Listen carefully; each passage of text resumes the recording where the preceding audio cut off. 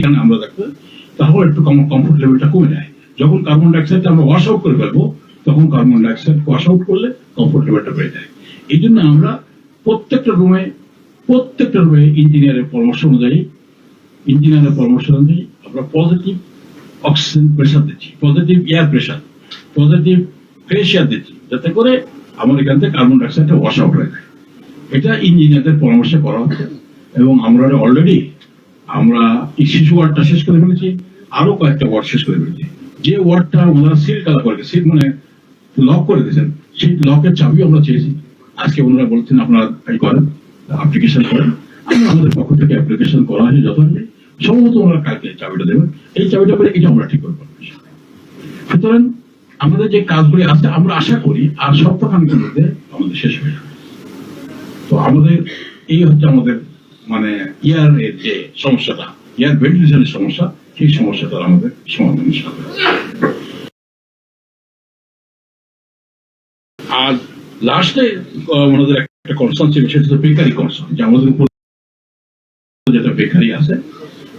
আপনারা জানেন যে বেকারিতে আমাদের লাইসেন্সগত কোনো সমস্যা নাই, তারপরও যেহেতু সরকারের আপত্তি, আমরা এই লাইসেন্সটাও আমরা এই বেকারিটাও স্টপ করে দিচ্ছি। প্রায় এখানে 700-800 কর্মী ছিল কারোর কাজ করতে, গরিব মানুষ কাজ করতো।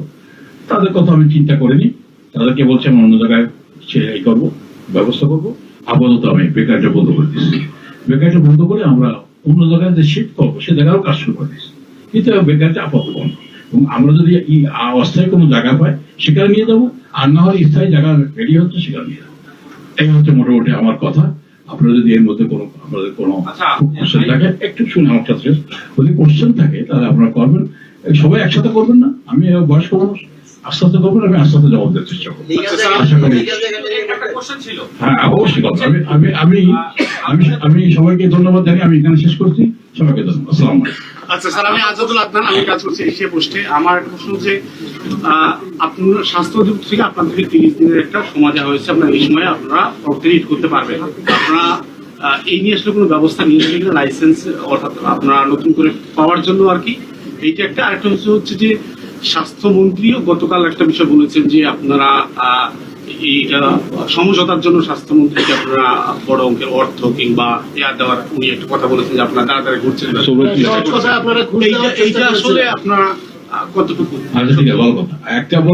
আমরা একটু লিখে আপনাদের সবার প্রশ্ন, তাহলে আগে সবার প্রশ্ন লিখলে আমাদের জবাব দিতে সহজ হবে। আর কারো প্রশ্ন আপনারা যে বিশেষজ্ঞ কমিটির কথা বললেন, আপনাদের এইটা সরকার বন্ধ করেছে, আপনাদের সরকারে আপিল করবেন জানিয়েছে।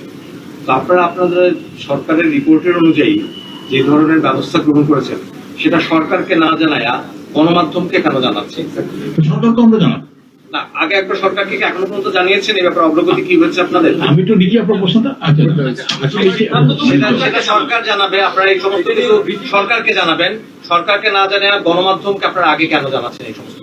আচ্ছা, আমার একটু জানার ছিল, আমি আমি কালবেলা তো সিনিয়র রিপোর্টার স্যার, সেটা হলো এই যে আপনাদেরকে সিঙ্গেল করছে বা লক করে দিচ্ছে একটা রুম, বা আপনাদেরকে লাইসেন্সকে বাতিল করছে, এরপরে সরকার কি কোনো নির্দেশনা দিচ্ছে যে আপনাদের এই করা উচিত, এটা করলে আপনারা লাইসেন্স ফেরত পাবেন, এরকম কোনো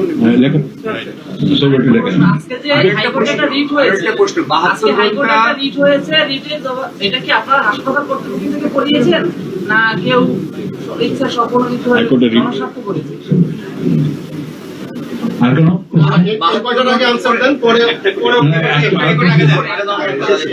কি প্রশ্ন?